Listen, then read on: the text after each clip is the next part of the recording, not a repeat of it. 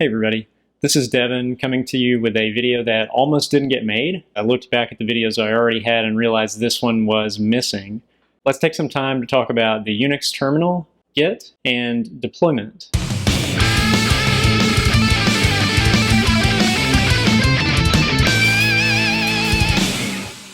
There are a lot of skills that make a web developer besides just being able to write code. And it turns out that's true in the technical sense and not just in the soft skills sense. Later on in this series, we're going to be covering some soft skills that are really important, but there are also some technical skills around just HTML, CSS, and JavaScript that make a fully fledged web developer. Today, I'm going to talk about three of those that I think are really important to understand and have some familiarity with before you start trying to actually get work. Let's start off talking about the UNIX terminal. A lot of web servers run on Linux. If you need to jump onto your web server and make some configuration changes, or maybe even in rare circumstances just live update your code, you'll need to have an understanding of the Linux command line and how to use that in order to make those things possible for you.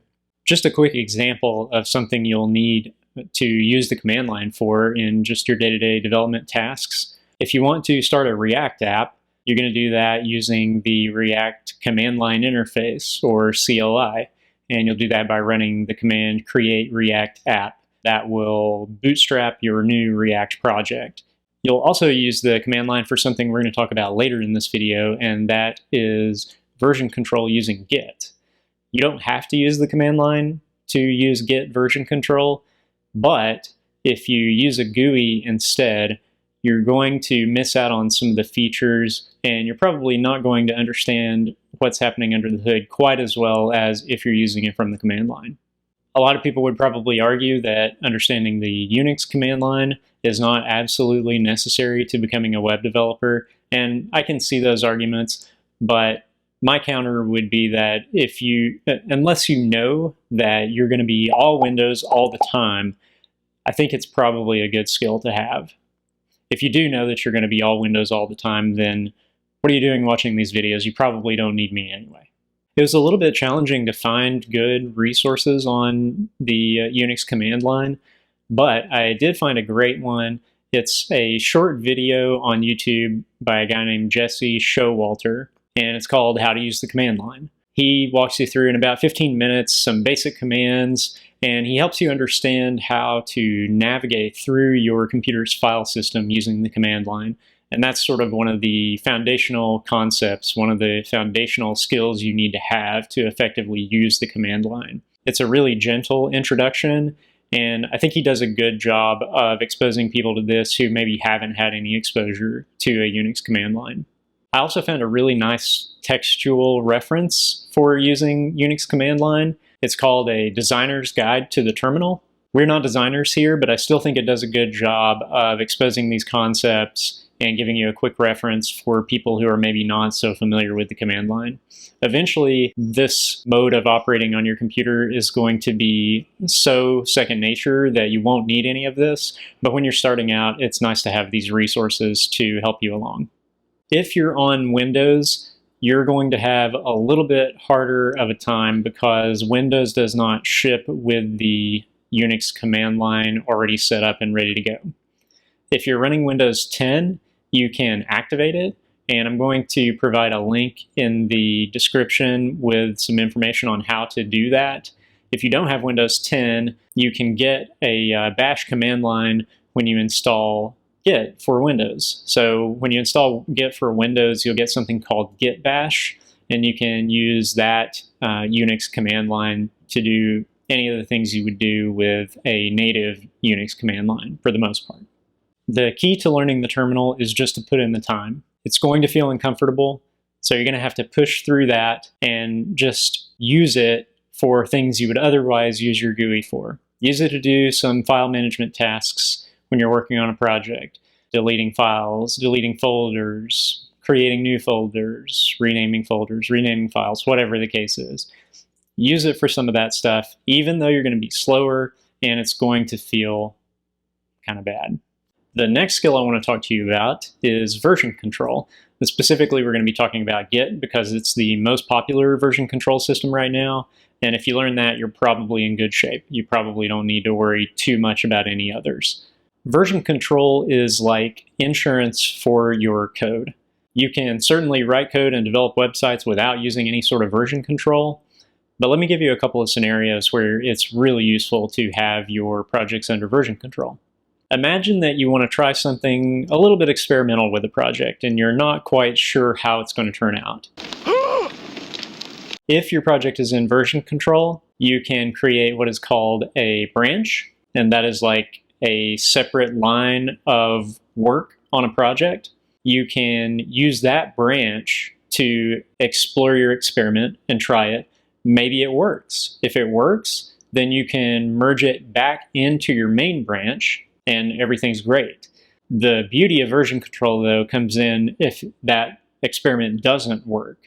Because if it doesn't work, if you don't have version control, then hopefully you saved a copy of all the files in your project before you started the experiment. Or hopefully you have tons of levels of undo in your editor and you can undo each of the files you changed back to the point they were at before. And hopefully you know what that point looks like and can actually get there. With version control, instead of having to worry about all that, either managing a separate set of files that represents the previous version or trying to undo and get back to where you were. I've been tunneling for decades, searching every instant from yesterday to tomorrow. You just switch over to your mainline branch and it is exactly where you left it. All of your experimental work is on the new branch. You can return to it later and maybe you figure out something that makes it work. And then you can complete that work and maybe merge it back in. But if you don't, you still have your mainline branch that works the way it did before you started the experiment. That's the first scenario. The second scenario is maybe even more common. You're adding a feature or fixing a bug that is not experimental, but you goof up. This happens all the time. And you break something critical in your application. If you don't use version control, you're in trouble at this point because you have to try to get back to where you were before. If you're using version control, you can look through your logs at the various commits. And commits are basically snapshots where you've said, okay, I want to save this code as it is right now. You can look through your commits and try to find the one before you broke the project. Or you can use tools that are built into the version control systems. Like Git has one called Bisect that lets you sort of divide and conquer your commits. Basically, you tell it the last point that you know the project was working, and then it'll put you halfway between that and where you are now and say, okay, is the project working here? You say yes or no, and then it will bisect either side of that. So if you say, no, it's not working here, it'll go halfway between that point and the point where you know it was working and try it there. If you say, yes, it was working here, it'll go halfway between that point and your current point and ask if it was working there. Eventually, you're going to get down to a single commit where the project was broken. So then you just have to look through that commit and see what was changed to try to figure out what the problem was. Or you can even just switch back to that commit if you need to get something back up and working quickly, which is often the case. GitHub used to have a really nice interactive Git course, but that has somehow disappeared. But we do fortunately have some really good resources. The best one I found is called Git It.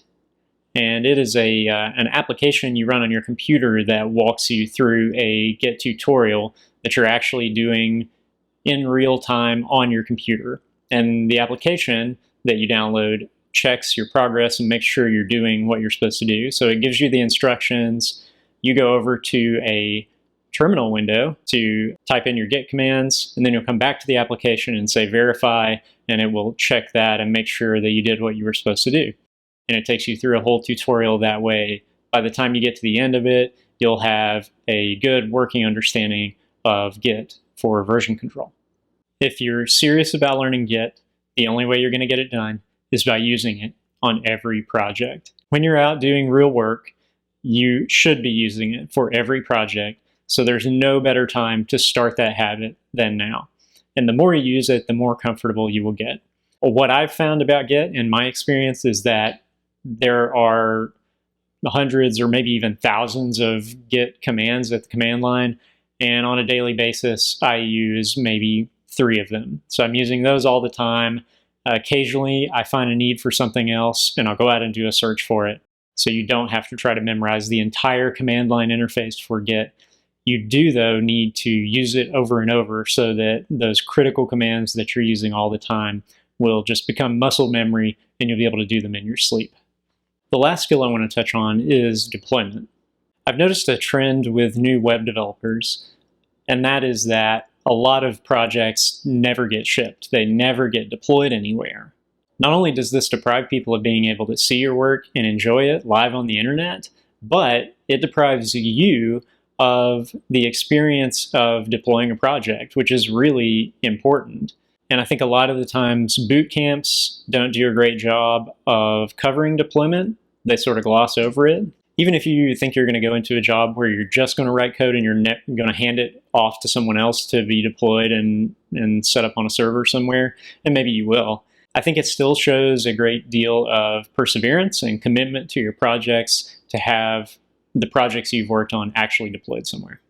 How to learn deployment is a difficult question to answer because there are lots of different places you could deploy a project, and each one, the method for deploying there is a little bit different. I can't really recommend a single resource to teach you deployment, but what I will suggest is every project you complete, make sure you deploy it somewhere. And ideally, deploy each one somewhere different, if that makes sense. For static HTML and CSS projects, or projects that are just running front-end JavaScript on top of HTML and CSS, try deploying to Netlify. It's a great static site hosting provider. Try deploying to AWS's S3 service. It's an object store that can also serve up public web pages for static sites. Try deploying a static site to GitHub Pages. That's another option. And there are tons of other places where you can deploy static sites. So just decide where you want to try to deploy your next project and just follow the documentation and get it deployed. Make sure it's available so that people can look at it and see that it's a real project and it's done. If you're building something that's not a static site, maybe you have a Node backend running for a project. You can deploy that on AWS's Elastic Beanstalk. You could deploy it on one of the other cloud providers like Google or Azure. You could try deploying one on Heroku. The keys here to learning this are to stretch yourself. So get outside your comfort zone, deploy to somewhere you've never deployed to before, and just see what it's like. And find the documentation appropriate for your project for whatever target you're deploying to.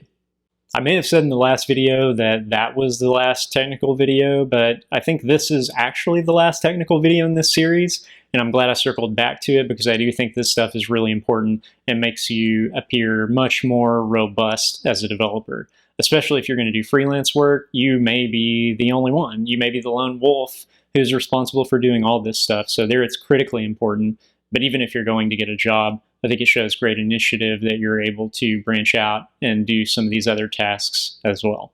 Thanks for watching the video. Be sure to subscribe so you don't miss the next step on the 2020 developer roadmap, and I will talk to you then.